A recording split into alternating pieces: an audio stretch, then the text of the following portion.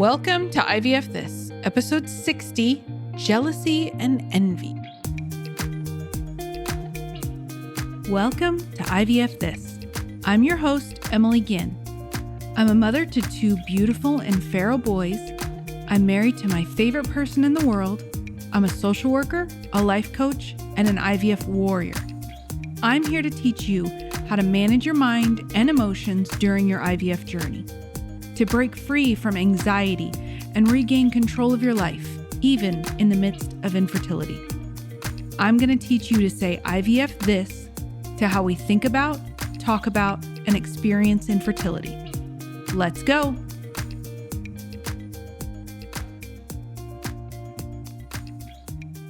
Hello, my beautiful friends. I hope you're all doing very well today. I'm excited to talk with you guys. The topic of jealousy and envy comes up, goodness, so often with my clients, with me. It's prevalent in the Facebook groups. I mean, every single person in the world has felt jealousy or envy of someone or something in their lives. So I love that we're going to dive into it today. First, I wanted to make sure that we share a little bit of listener love again this week. And I'm really excited by these two, mostly because I've actually had the pleasure of talking to these lovely individuals before. I mean, listener love is always amazing, but to get it particularly from people that you've actually had an interaction with or a connection with is really quite lovely. It makes me feel all squishy inside, and that's one of my favorite things to feel. So here we go. The first one is titled, Feel So Supported and Heard. When I listen to Emily, I feel like she hears and truly understands what the infertility journey is like. Not many people understand the anguish and pain that is felt, but she does, and it's nice to hear someone that understands and can support my feelings. That's from R. Carbajal, who is a lovely individual. This second one is actually from someone whose preferred platform is Spotify, but she thought it was super important that I have the review and could share it, that she emailed it to me, and I love it so much. I also know that she is about to start an upcoming cycle shortly, so if we could just say a quick prayer, light a candle, send positive vibes, whatever you're into, send it her way, that would be amazing. Emily and the IVF This podcast has saved me.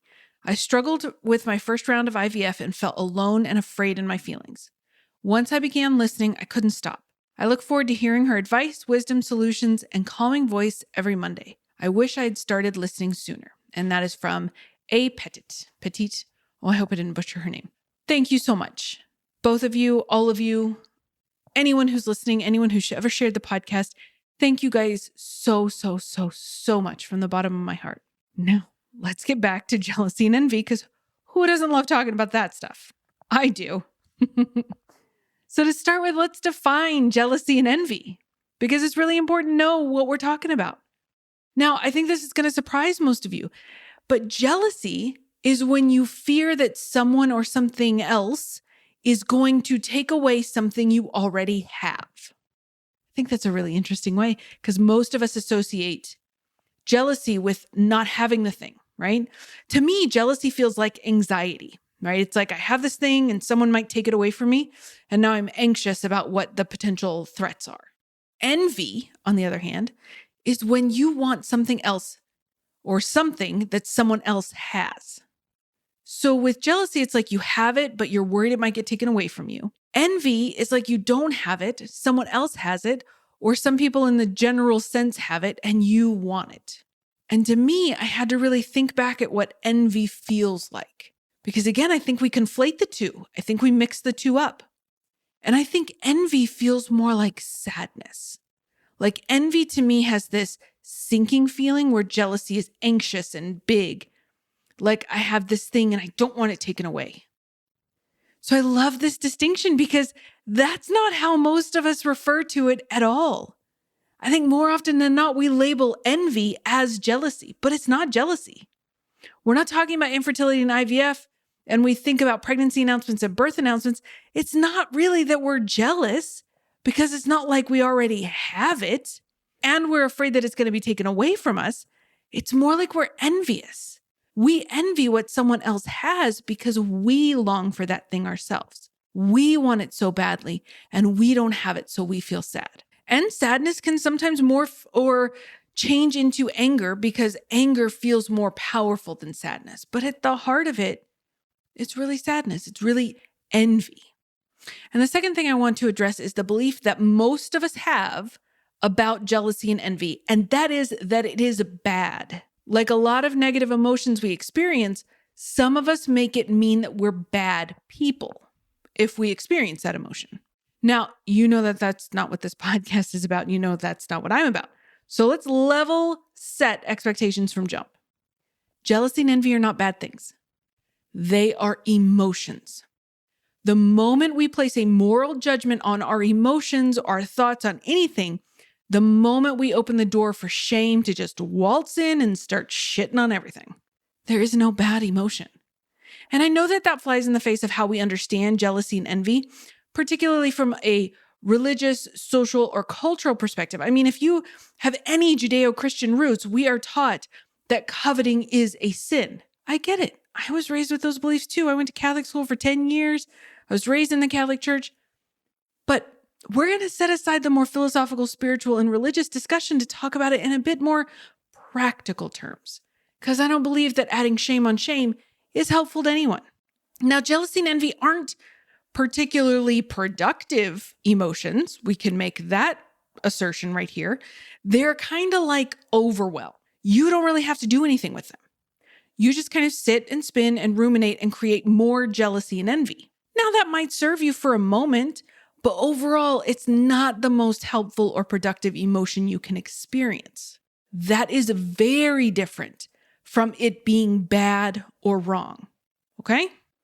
As we all know, jealousy and envy can come up in pretty much any area of our lives because we are creatures of comparison. Elements of jealousy and envy will probably always be a thing that we experience. Now, why do we compare ourselves to other people? It's actually an evolutionary survival mechanism. We are, at our most basic form, tribal beings. One of the most important parts of being in a tribe is conformity, staying within the social structure and norms of that tribe. If you strayed outside of those norms and that structure, it was much more likely that you would be cast out. And being cast out of your tribe was almost certain death. So we use and have always used comparison as a way to ensure that we are following along that social structure and those social norms. Now, this poses a little bit more difficulty now because we don't experience the same physical, external threats that we did hundreds and thousands of years ago. We are much more autonomous than we were during the evolution of our species. But, trying to talk reason to your primitive brain, and well, this is where we are. This is not a reasoning thing. This is not a logic thing. It is a built-in survival mechanism, similar to how your body naturally flinches when you hear a loud noise, whether you want it to or not. It just is. So the comparison game comes out in our careers, our bodies, our social status, and for us in our family planning journey. Now, full disclosure, because I always want to remind you guys that I don't have all of this stuff figured out and that there are some things that I'm still working on. I have experienced envy literally just a couple of weeks ago. And my friends, it was strong. Now, by all accounts, we have had tremendous success with our family. Yes, we have experienced a total of 9 years of infertility. We have had surgeries. We have invested tens of thousands of dollars. But by all accounts, we have had our less than 1% chance of a spontaneous pregnancy, and we have had 2 successful transfers out of 3. We're very lucky, and we've worked really hard. But I saw a pregnancy announcement from a couple that we are friends with. We're not super close to them, but my husband and that husband were very close during a time in their lives, and we still keep in touch and we see each other when we can. This is a lovely couple, and that is not sarcasm. That is not hyperbole. They really are lovely people. They have had a family planning journey that I think most of us imagine or expect.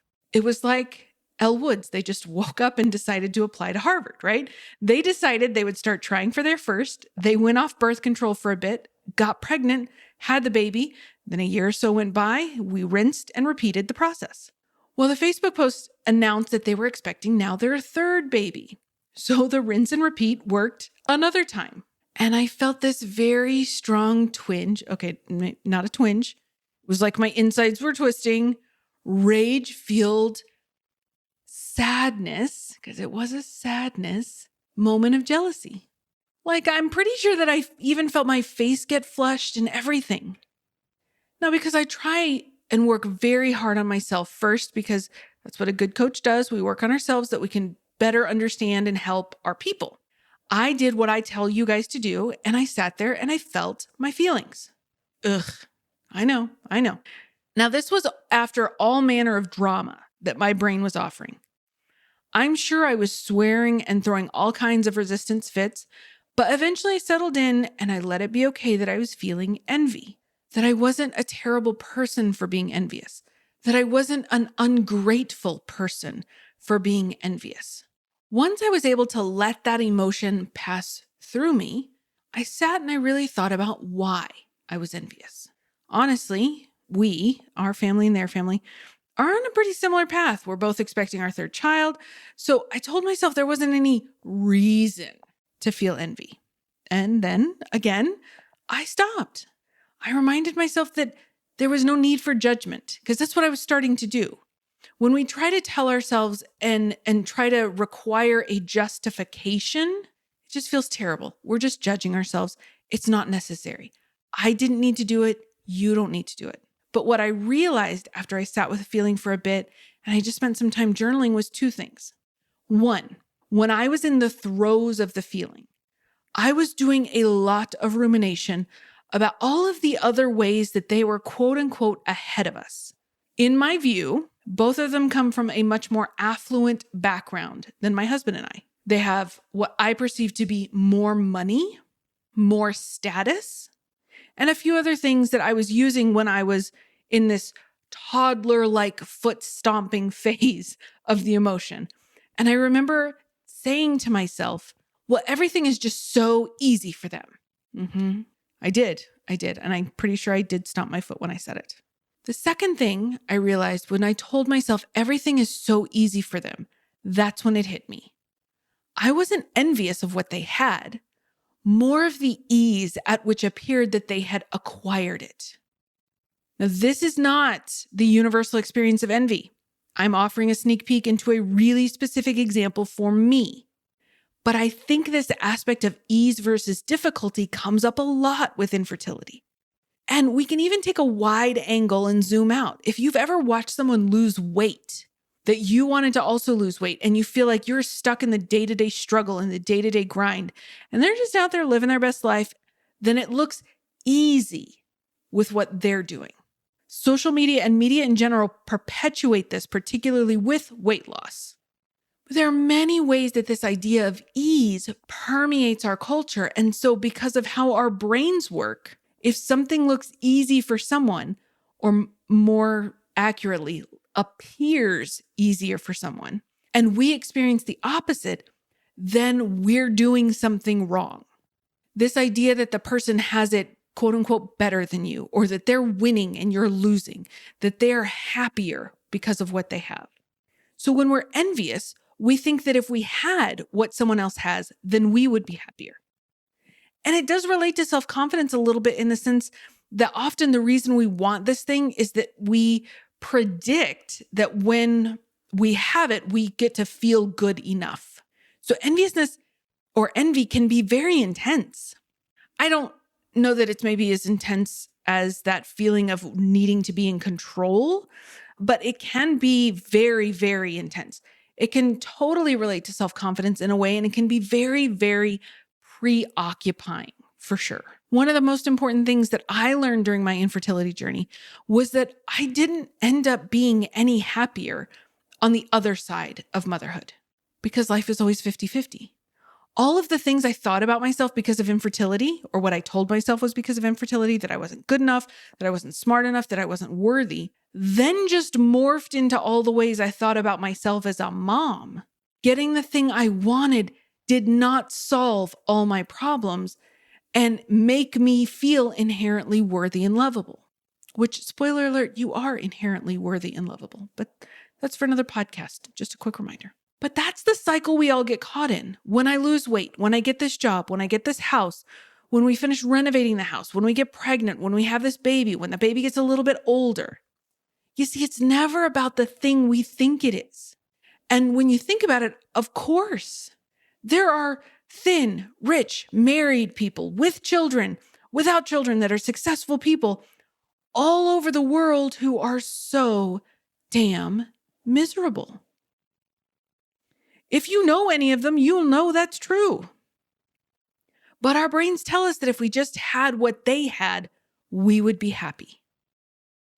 Even though there's so much evidence to the contrary all around us.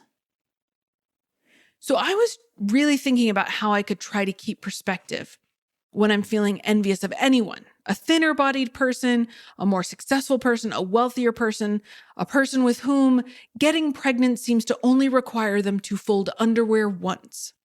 And I have to zoom out and remind myself that all people have pain. All people suffer. Life is always 50-50. That's the thing. It's almost like a Buddhist meditation. It also kind of fits with the Judeo-Christian approach to things. And sometimes, for a little pop culture reference, even Beyonce gets cheated on. But the point is that nothing in this world will protect you from a negative emotion or make you happy forever. Nothing. But that's what envy is. We think if I had that thing, then I wouldn't feel bad. But negative emotion is a part of life, and both positive and negative emotion are caused by your thoughts. It's not whether or not you have a baby. It's not your job. It's not your partner. It's not your money. It's not your complexion. It's not your friends. It's not your size. Nothing you covet that someone else has, nothing you feel envious about creates your feelings or creates happiness. You only want it because you think it will make you happy. But happiness is available to you right now. And the deepest irony of this whole thing is that the only reason you're unhappy is that you're thinking that you need the thing. There is nothing wrong with not having a baby. And not having a baby doesn't actually cause negative feelings. If it did, then that would be the universal experience for all women without children. And it's just not. What causes negative feeling is thinking, I should have a baby. If only I had a baby, then I'd be happy. So we cause this dissatisfaction with that thought. And then we're like, well, the only way to solve this problem is to have that baby. The reason you're feeling so bad is your thought that you need that thing to feel good. If you didn't have that thought, then you wouldn't need the thing. You wouldn't have a problem. If you stopped thinking that you needed the thing you were envious of, then you probably wouldn't be as dissatisfied, as much pain as you're in. There'd be nothing to cure. Now, notice I said needed. I didn't say wanted. Those are two different, vastly different things. My economist husband tries to remind me of the differences whenever I mention looking something up on Amazon, but I choose to not believe him in those moments. But it's true. The anguish comes when we tell ourselves we need to, we have to, or we should have a baby, a pregnancy, whatever. There is pain in wanting something and not getting it, but not anguish, not suffering. We don't need the anguish. This journey is already hard. So when you find yourself feeling that familiar pull of envy, remind yourself, all people have pain. All people suffer. There's no need for comparison. We don't need to compare and despair. This is about perspective. It's also not about forcing gratitude. You don't need to remind yourself, everyone has pain, but I'm grateful for ... I mean, of course you can, but you don't have to force it. You're just looking for a way to break that cycle that feels so terrible. There's no magic switch that gets flipped or pill that you can take that fixes everything. We're just looking for less pain, more peace, less suffering, more calm, more compassion. Compassion for you and for the other humans in the world. You might not always be able to access compassion. That's okay. Nobody bats 1,000, nor are they expected to. Ask yourself, how can I love on me right now? How can I take care of me? How can I love me? And I promise you, you answer those questions and you will never go wrong. Okay, that is what I have for you today, my friends. Have a beautiful week, and I will talk to you soon. Thank you for listening to this week's episode of IVF This. If you like what you've heard, click subscribe and follow to make sure you don't miss an episode. And if you want to learn more, head over to www.ivfthiscoaching.com to learn how to work together.